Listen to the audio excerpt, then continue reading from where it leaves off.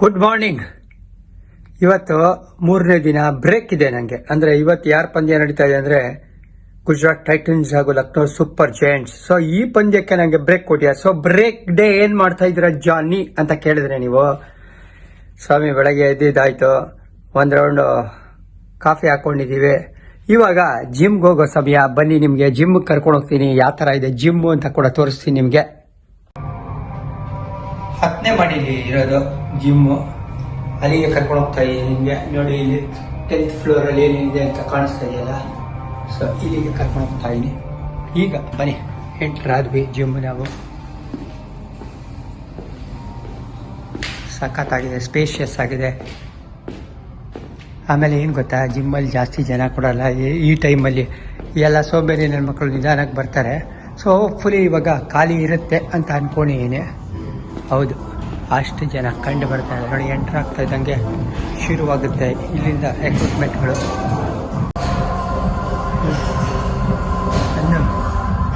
ಈ ವೆಸ್ಟ್ ಮುಂಬೈ ಇರೋದು ನಿಮ್ಗೆ ಗೊತ್ತಲ್ಲ, ವೆಸ್ಟ್ ಆಫ್ ಇಂಡಿಯಾ. ಇಲ್ಲಿ ರೈಸ್ ಆಗೋದು ಸ್ವಲ್ಪ ಲೇಟ್. ನಮ್ಮ ಬೆಂಗಳೂರಲ್ಲಿ 6:30 ಎಲ್ಲ ಸೂರ್ಯ ರೈಸ್ ಆಗೋದು ನೋಡಿದ್ರೆ, ಇಲ್ಲಿ ಆಲ್ಮೋಸ್ಟ್ ಟೈಮಿಂಗ್ 7:30, 1 hour ಲೇಟ್.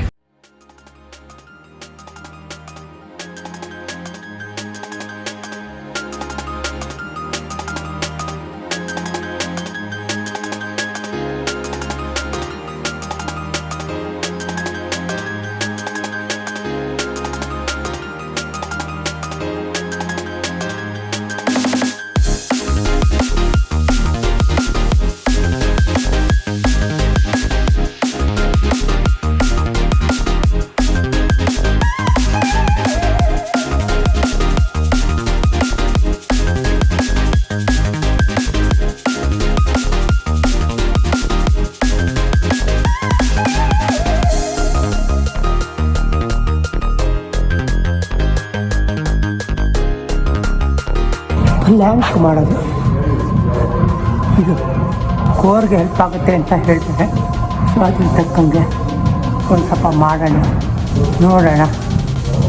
1 2 3 4 5 6 7 8 9 10 11 12 13 14 15 16 17 18 19 20 21 22 23 24 25 26 27 28 29 30. ಸಾಕು ಸಾಕು ಸಾಕು, ಮಾಡೋಣ ಇನ್ನು 2ನೇ ರೌಂಡು. ಈಗ ಇನ್ನೇನು 13 ಸೆಕೆಂಡ್, 11 9 7 5 3 1 ಆಗೋತೀವ.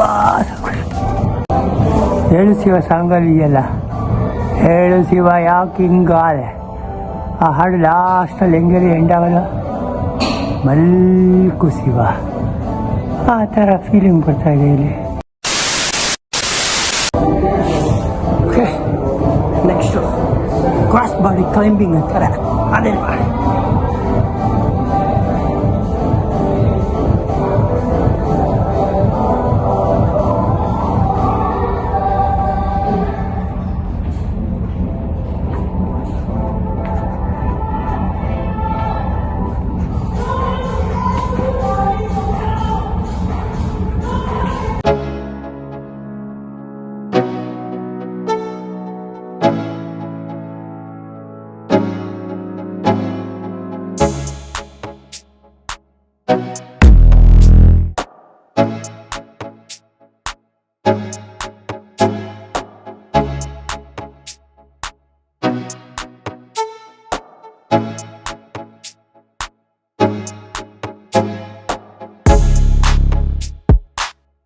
ಇಲ್ಲಿಂದ upper body exercise.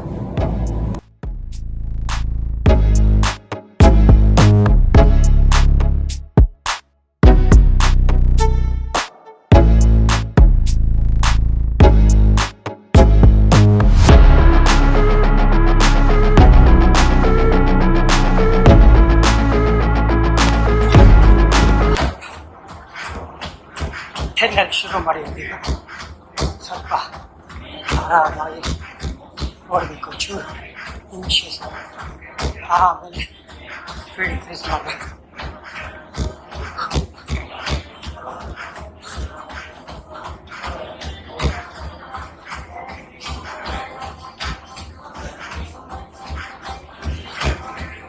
R C B ಸುತ್ತಿ ಬೇಜಾರಾಗಿರ್ತಾವ ಹಿಂಗೆ.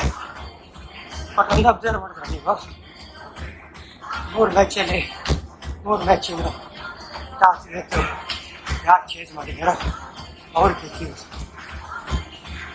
CSK KKR ಒಂದು ಸೈಡ್ ಮ್ಯಾಚ್ ಅಂತ ಮಾತಾಡಿದ್ರು, ಡೆಲ್ಲಿ ಕ್ಯಾಪಿಟಲ್ಸ್ ಆ ಥರ ಮುಂಬೈ ಇಂಡಿಯನ್ಸ್ ಮೇಲೆ ಕಂಬ್ಯಾಕ್ ಒಂದೊಂದು ದಿನದಲ್ಲಿ RCB ಕೂಡ ಡಿಫೆಂಡ್ ಮಾಡ್ಕೋತಾರೆ ಅಂತ ಅನ್ಕೊಂಡಿದ್ದೆ. ಬಟ್ ಸಖತ್ತಾಗಿ ಬಿಟ್ಟು ಬ್ಯಾಟಿಂಗ್ RCB ಫ್ಯಾನ್ಸ್ಗೆ ಸ್ವಲ್ಪ ಬೇಜಾರಾಗಿರುತ್ತೆ. ಬಟ್ ಆದರೂ ಕೂಡ ಟಾಪ್ಸಿಗೆ ಅನ್ನೋದು ಅವತ್ತು ಸಖತ್ತಾಗುತ್ತೆ. ಈಗ ಬನ್ನಿ 12 ಹೋಗೋಣ.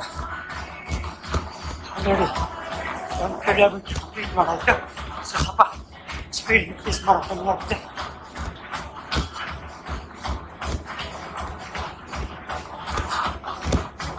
ಜೋರಾಗಿ ಬರೋದೇನು ಸರ್ ಅಡ್ವಾಂಟೇಜ್ ನೀವು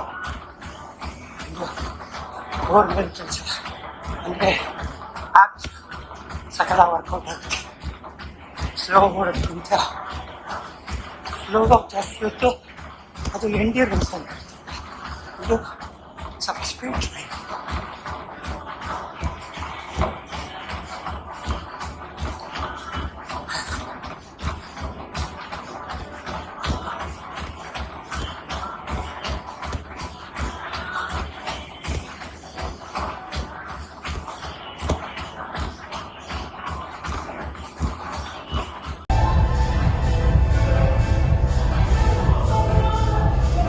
ನನ್ನ ತೂಕ ಎಷ್ಟು ಅಂತ ನೋಡ್ಬೇಕು ನೀವು, 59.5.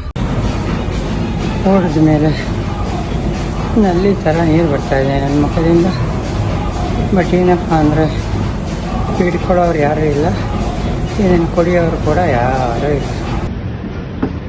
AC ಕಂಪ್ಲೀಟ್ ಆ ಜಿಮ್ಮು. ಸೊ ನ್ಯಾಚುರಲ್ ಏರೇ ಇಲ್ಲ ಅಲ್ಲಿ. ನ್ಯಾಚುರಲ್ ಏರ್ ಬೇಕು ಅಂದರೆ ನಾವಿಲ್ಲಿ ಪೂಲ್ ಸೈಡಿಗೆ ಬರಬೇಕು. ಅದಕ್ಕೆ ಡೀಸೆಂಟಾಗಿದೆ ಬಿಸಿಲು. ನಾವು ಬಿಸಿಲಲ್ಲಿರೋದು ಕೂಡ ಕಮ್ಮಿನೇ, 24 hours AC-ಲಿರ್ತೀವಿ. ಅದಕ್ಕೆ ಅವಕಾಶ ಸಿಕ್ಕಿದಾಗ ಒಂದು 10 ನಿಮಿಷ ಬಿಸಿಲಲ್ಲಿ ಬಂದು ಕೂತ್ಕೊಳ್ಳೋದು. ನೋಡಿ ನನ್ನ ಪರಿಸ್ಥಿತಿ, 1 hour ಟ್ರೈನಿಂಗ್, ವೆಯ್ಟ್ಸ್ ಆಯಿತು, ಕಾರ್ಡಿಯೋ ಆಯಿತು. ಯಾಕೆ ಜಾನಿ ಸರ್ ಸುಮ್ಮನೆ ಇಷ್ಟು ಕಷ್ಟಪಟ್ಟು ಆರಾಮಾಗಿ ತಿನ್ಕೊಂಡಿರೋದಲ್ವಾ ಅಂತ ನೀವು ಯೋಚನೆ ಮಾಡ್ಕೊಂಡಿದ್ದೀರಿ. ಏನು ಗೊತ್ತಾ, ಇರೋಷ್ಟು ದಿವಸ ಫಿಟ್ಟಾಗಿರಬೇಕು. ಈ ಮನುಷ್ಯ ಜನ್ಮ ಆಗ್ತಿಲ್ಲ, ಯಾವಾಗ ಬರುತ್ತೋ ಬರೋದೋ ಗೊತ್ತಿಲ್ಲ. ಎರಡೇ ಆಗ್ತೀವೋ ಅಂಗಡಿ ಆಗ್ತೀವೋ ನೆಕ್ಸ್ಟು ಗೊತ್ತಿಲ್ಲ ನಮಗೆ. ಸೊ ಇದು ಸಾಧನ ಶರೀರ ನೀನು ಕೊಟ್ಟದ್ದು ಅಂತ ಆಸೆ ಹೇಳಿದ್ದಾರೆ. ಸಾಧನ ಶರೀರ ನೀಲಯದಿ ಕೊಟ್ಟದ್ದು ಸಾಧಾರಣವೂ ಅಲ್ಲ. ಸಾಧು ಪ್ರಿಯ ಅಂದರೆ ದೇಹ ಇದ್ದಾಗ ಏನಾದರೂ ಸಾಧನೆ ಮಾಡಬಹುದು. ಬರೀ ಧನ ಸಂಪಾದನೆ ಮಾಡಿದ್ರೆ ಧನ ಅಲ್ಲ, ಧನ ಬೇಕು. 2 ಮಾತಿದೆ. ಅವಾಗನೇ ನೀವು ಸ್ವಲ್ಪ ದಾನ ಧರ್ಮ ಏನು ಬೇಕೋ ಎಲ್ಲ ಮಾಡ್ಬೋದು. But at the same time ಜನ ಮೆಚ್ಚಕ್ಕೋಸ್ಕರ ಮಾಡಬೇಡಿ. ನೀವು ಜನಾರ್ದನನ್ನ ಮೆಚ್ಚಕ್ಕೋಸ್ಕರ ಮಾಡಿ. ಒಂದು ಹಾಡು ಕೊಡ್ತಾ ಇದೆ, ಮನಿಗೆ ಮಂತ್ರಾಲಯ ಮನಸ್ಸೇ ದೇವಾಲಯ. ಸೊ ಮನಸ್ಸು ದೇವಾಲಯ ಅಂತ ಹೇಳಿದ್ರೆ ದೇವಾಲಯನ ಎಷ್ಟು ಸ್ವಚ್ಛವಾಗಿ ಎಷ್ಟು ಶುದ್ಧವಾಗಿಡಬೇಕು. ಹಾಗಾಗಿ ಬಾಡಿಯಿಂದ ಎಲ್ಲ ಟಾಕ್ಸಿನ್ಸ್ ತೆಗಿಬೇಕು ಅಂದರೆ ಈ ಥರ ವರ್ಕೌಟ್ಗಳು ಮಾಡಲೇಬೇಕು. ಸ್ವೆಟ್ ಮೂಲಕ ನಿಮ್ಮ ಬಾಡಿಯಿಂದ ವೇಸ್ಟ್ ಬಾಡಿ ಎಲ್ಲ ಆಚೆ ಹೋಗುತ್ತೆ. ಅದಕ್ಕೋಸ್ಕರ ವರ್ಕೌಟ್ ಮಾಡಬೇಕು. ವರ್ಕೌಟ್ ಮಾಡಿದ್ರೇ ಜೀವನದಲ್ಲಿ ವರ್ಕೌಟ್ ಆಗೋದು.